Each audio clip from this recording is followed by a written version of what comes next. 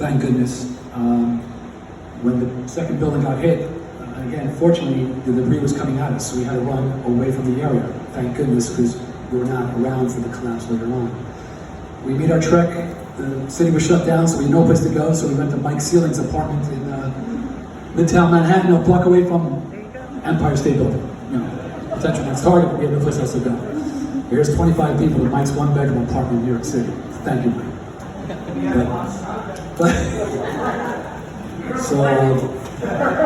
But in addition to our men in the armed forces, let's also remember the first responders that day that ran toward the buildings to pull people out, right?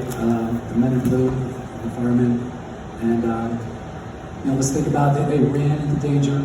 They were not asking people, you know, what your religious beliefs were, what race you were, or who you voted for in the last election. They were saving all Americans. And I think when we say never forget, that's what we have to keep in mind, right? We're all Americans, let's never forget. So again, thanks for coming, and I think Kate Driscoll wants to say a couple of words.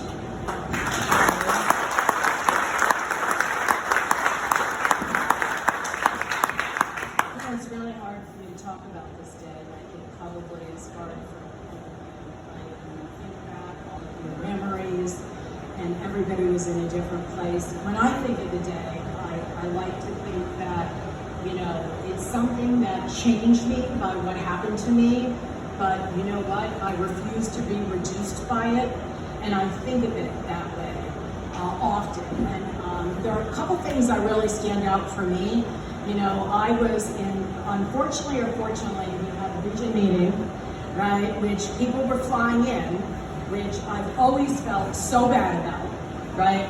And people were flying in, and I think you guys, many of you know, I work for Ken Sauter, and I was working with Hal Stern on Major League Baseball. And Ken and I had this big disagreement, and I was really annoyed. So I finally get down. It was a voting day in Connecticut, actually, and I finally get down to the city, and I decide I'm going to go into Century 21, and I'm going to, you know, buy my makeup because I work 90 hours a week and I never get a chance to do that. So I did that, and the meeting was at 9, and at about 8:45, I start to come up the escalator, and I walk outside, and I see United, I see United Flight 11 crash into the South Tower. And everybody runs down, everybody goes, go back, run down, right?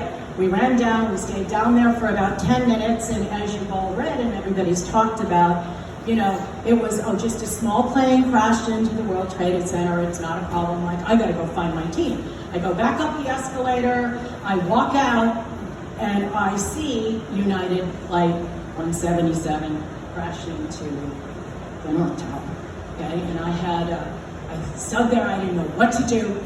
I turn back, I run back, get the last train out of New York City.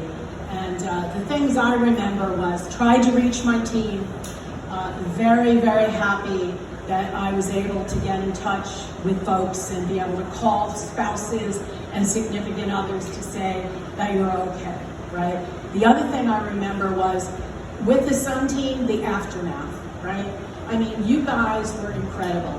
Nobody wanted to come back into the city. Remember that? It was so hard for all of us to go back into the city. We finally found a partner place. We went back into the city. All the leaders were resilient. We led by example. You all guys came back in, right? And we made it work. And so I'm just so proud to be here. I'm so proud of all of you. I have loved hearing the stories about where you all are, how successful you are. And you know what? It's all about leadership. It's all about resiliency. It's all about being grateful that we're all here today. So I'm very happy to be here. And hopefully we can do this every 5 years. And thanks.